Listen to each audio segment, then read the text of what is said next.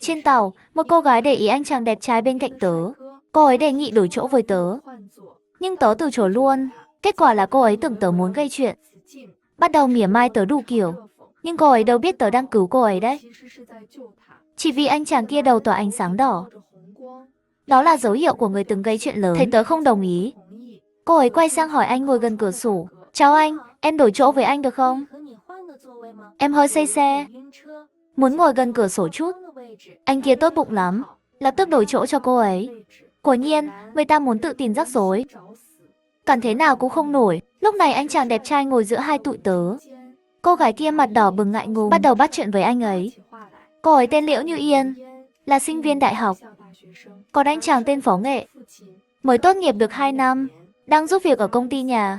Biết anh ấy là thiếu gia nhà giàu, cô gái càng phấn khích hơn. Lúc này Phó Nghệ quay sang hỏi tớ, còn bạn thì sao? Tớ lờ đi ánh mắt cảnh cáo của Liễu Như Yên, cười tươi với anh ấy. Tớ là Giang Nhược Cốc.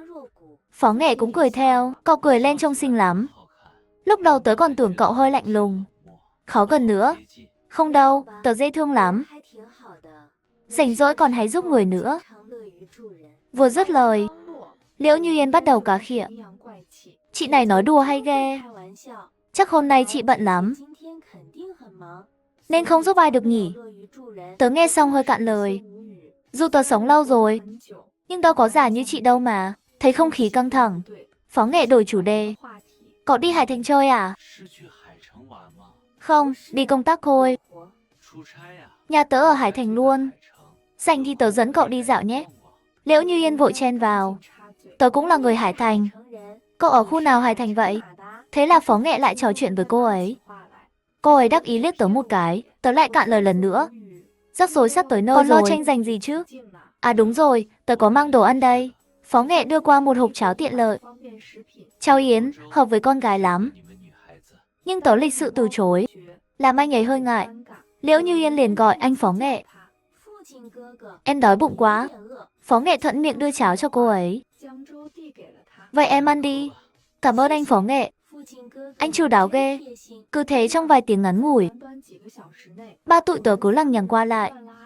Cuối cùng tớ chịu không nổi, lấy cớ đi vệ sinh.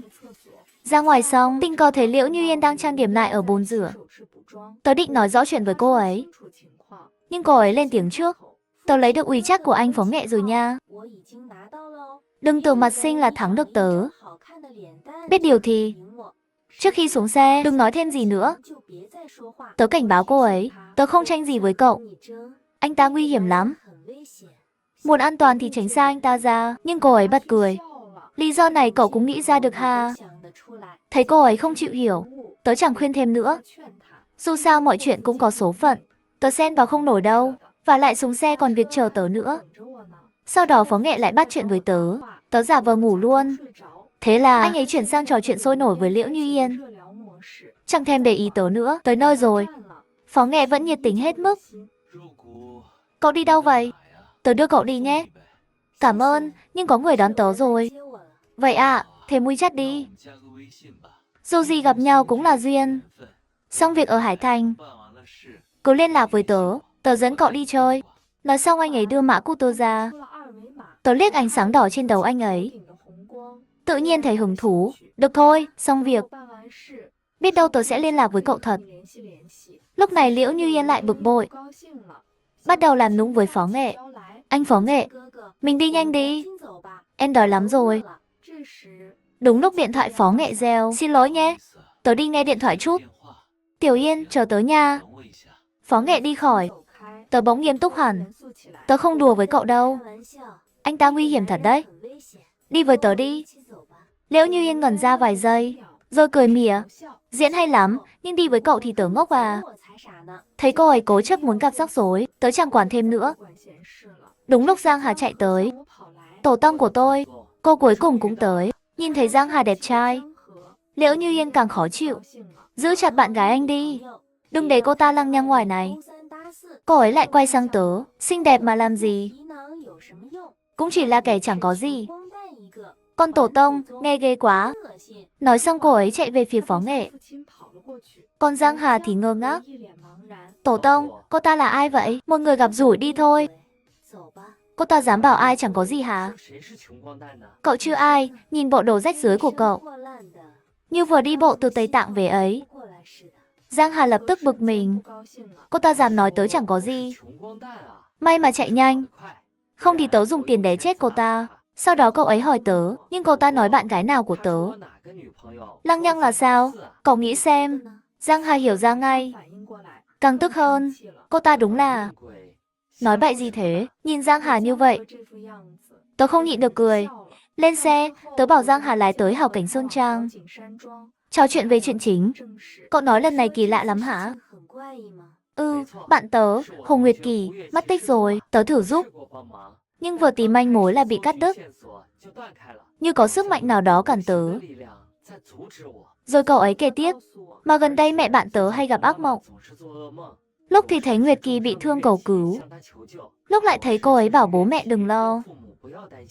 Nói đang sống tốt ở nơi như tiên cảnh. Tớ lập tức trầm ngâm. Chuyện này không giống người thường làm được. Lúc này tụi tớ đã tới Hào Cảnh Sơn Trang. Giang Hà đi đường thông thoáng, nhanh chóng dẫn tớ vào nhà họ Hồ. Bố mẹ Hồ chạy ra đón ngay. Tiểu Giang, cậu về rồi. Nhưng khi thấy tớ, họ hơi thất vọng. Tiểu Giang, đây là chị cậu hả? Cứ coi là vậy đi. Dù sao người ngoài chỉ biết nhà họ Giang có một lão tổ, nhưng chưa ai gặp mặt, nên chẳng ai biết tớ. Lúc này một người trẻ trong nhà họ Hồ bước ra. Giang Hà, các cậu coi thường nhà họ Hồ quá rồi. Chỉ dẫn theo một cô nhóc thế này. Cậu ta là Hồ Nguyệt Hạo, anh trai Hồ Nguyệt Kỳ. Trước đó Giang Hà có giới thiệu với tớ. Thấy cậu ta nói tớ không ra gì, Giang Hà định xông lên dạy dỗ, nhưng tớ ngăn lại. Ông Hồ chắc chỉ có một cậu con trai thôi nhỉ? Nếu muốn nhà họ Hồ còn người nối dõi, thì phải biết trân trọng mọi người xung quanh. Hồ Nguyệt Hạo nghe xong tức đến bật cười. Cô dám nói xui cho nhà họ Hồ hả? Bà Hồ định mắng cậu ta, nhưng ông Hồ ngăn lại. Có lẽ ông ấy muốn xem tớ có bản lĩnh gì. Tớ quay sang nhìn Hồ Nguyệt Hạo. Dù ánh sáng đỏ trên đầu cậu nhạt lắm, nhưng tớ đoán cậu từng gặp vài chuyện không vui liên quan đến gia đình. Hồ Nguyệt Hạo ngạc nhiên ra mặt. Cô nói nhăng nói cội gì vậy? Cậu ta còn định cãi, nhưng bị ông Hồ quát ngay. Im miệng ngay cho ta. Chuyện của con, để tìm được Nguyệt Kỳ rồi, ta sẽ tính sổ với con sau. Thấy tớ có chút tài năng, ông Hồ bắt đầu khách sáo với tớ. Tớ cũng tranh thủ hỏi, trước khi cô Hồ mất tích có gì lạ không ạ? Bà Hồ nhớ lại, chẳng có gì lạ cả. Trước khi mất tích, nó còn vui vẻ lắm. Tôi còn trêu hỏi có phải nó có bạn trai không, nhưng nó bảo chưa có. Giang Hà ghé tai tớ thì thầm, Hồ Nguyệt Kỳ là học bá chính hiệu. Ở trường, so với yêu đương, nó thích tổ chức mấy sự kiện hoành tráng hơn. Con bé này mắc cao lắm luôn. Tớ hỏi tiếp, vậy dạo gần đây nó có rời Hải Thành không? Không, tớ gật gù. Được rồi bà Hồ, mình vào phòng ngủ nhé. Cô muốn xem phòng của Nguyệt Kỳ hả? Không, là phòng của bà. Lâu rồi bà không ngủ ngon đúng không? Lần này tớ sẽ ở bên bà. Trên đường vào phòng ngủ, Giang Hà khẽ hỏi, Tổ tông, cô đoán ra cái gì đang xảy ra chưa? Vào giấc mơ sẽ rõ thôi. Khi bà Hồ ngủ say, tớ cũng nhắm mắt lại, chìm vào giấc mơ đó. Nơi đây như tiên cảnh vậy. Dưới trung tâm có một cái cây kỳ lạ. Một cô gái đứng dưới gốc cây. Đây là Tam Hoàn. Cô là ai vậy? Tớ không trả lời. Hỏi thẳng luôn, sao cô lại vào giấc mơ của bà Hồ? Tôi chỉ muốn gia đình bà ấy biết cô ấy sống tốt lắm, để họ yên tâm. Muốn họ yên tâm thì để Hồ Nguyệt Kỳ về với họ là được. Nói xong tớ nhìn quanh. Chủ nhân nơi này đâu? Cô gái trông hơi căng thẳng. Cô đi mau đi. Cô ấy về thì cô không thoát được đâu. Tôi không muốn cô ấy gây thêm rắc rối. Tớ nghe xong cười nhẹ. Cô cũng biết đây là rắc rối hả? Thế Hồ Nguyệt Kỳ đâu? Cô ấy bắt đầu nói dối. Tôi không biết. Tớ vạch trần ngay. Hơi thở của cô đầy mùi của nhiều người, trong đó có cả Hồ Nguyệt Kỳ. Đúng lúc gió lạ nổi lên trên trời, dám tự mình bước vào giấc mơ của ta, đúng là hiếm thấy. Rồi một người đàn ông xuất hiện trên không. Nương tử bảo cô đi ngay còn gì. Cô gái cũng bay về phía hắn, nhưng tớ vung tay kéo một cái, cả cô gái lẫn gã kia rớt xuống luôn. Gã đàn ông tức điên lên. Cô xong đời rồi. Hóa ra gã là một cây cổ thụ. Bảo sao biến giấc mơ thành một thế giới nhỏ được. Tiếc là tớ vừa định khởi động gân cốt, thì gã cây cổ thụ khựng lại. Cô đúng là cổ đến, cậu biết tớ hả? Vậy thì chưa chắc tớ phải xử lý cậu đâu. Nghe thấy mắt gã lóe lên chút ngạc nhiên. Hỏng bét, chắc tớ đoán sai rồi. Quả nhiên gã cây cổ thụ cười to. Hóa ra cô là dạng nguyên bản. Cô không biết mình là ai. Sống để làm gì? Mà ta sẽ chẳng nói gì cho cô đâu. Giây sau gã hóa thành cơn gió lại lao tới. Giây sau, gã hóa thành cơn gió lại lao tới tớ luôn.